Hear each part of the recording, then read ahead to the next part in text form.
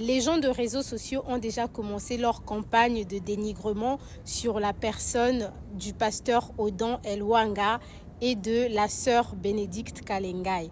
Alors, pasteur Odan, un seul conseil, ne répondez pas. Parce que, pasteur, je vois déjà que vous avez commencé à faire des lives pour essayer de vous expliquer. S'il y a un truc à expliquer, faites-le lorsque vous êtes à l'église. Mais ne venez pas sur les réseaux sociaux répondre à toutes ces personnes qui disent que vous n'avez pas d'argent, que vous ne devez rien à personne. J'ai envie de dire, qui doit la réussite ou qui doit des millions à qui que ce soit?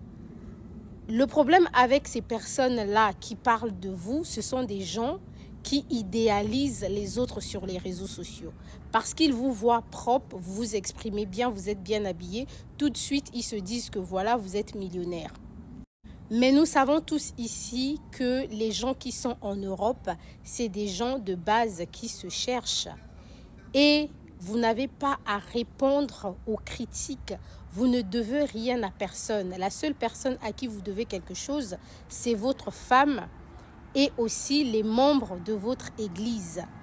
Et en ce qui concerne la sœur Bénédicte, il faut savoir que ce n'est pas facile de se marier avec un homme divorcé. N'écoutez pas ce que les gens disent. Ne faites pas aussi attention aux débuts difficiles, aux difficultés que vous êtes peut-être sûrement en train de rencontrer au début de votre relation avec le pasteur Odan.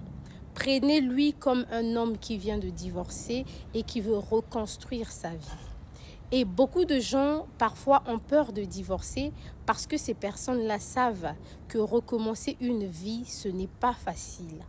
Et très souvent, après le divorce, les hommes ne sont pas toujours financièrement stables. Ils ont besoin de se relever. Et lorsque vous rentrez dans la vie d'un homme qui a connu un divorce, vous ne rentrez pas en espérant qu'il vous achète une Range Rover.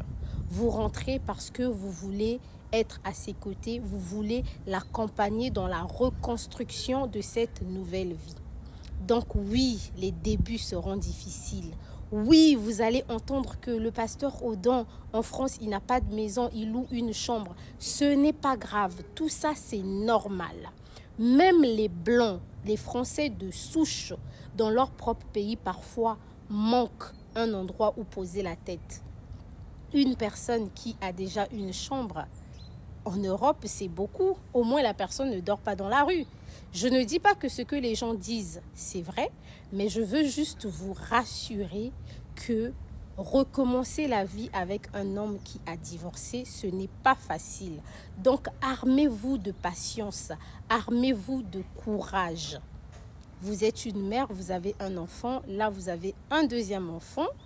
La femme sage, c'est celle qui bâtit sa maison. Reconstruisez cette vie avec le pasteur et ne regardez pas ce qui se disent sur les réseaux sociaux. Je vous retrouve ce soir dans un live spécial Pasteur Odan et Madame Bénédicte Kalengai. Sur ce, prenez soin de vous et surtout faites attention à vous. Bon dimanche à tous.